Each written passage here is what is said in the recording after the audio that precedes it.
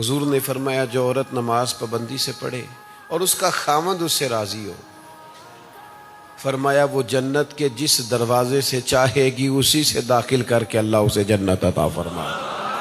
گھر کی گاڑی چلانی مرد نے ہے۔ اس کا یہ مطلب بالکل نہیں ہے کہ عورت بالکل ہی بیوقوف ہے، بالکل ہی نادان ہے، اسے کسی بات کا پتہ نہیں ہے، وہ ہر بات میں پابند ہے، ایسا نہیں ہے۔ اللہ تبارک و تعالیٰ نے اسے بھی صلاحیتوں سے نوازا، لیکن سربراہی اللہ تعالیٰ نے مرد کو دی، اور یہ قرآن مجید نے بیان فرمایا۔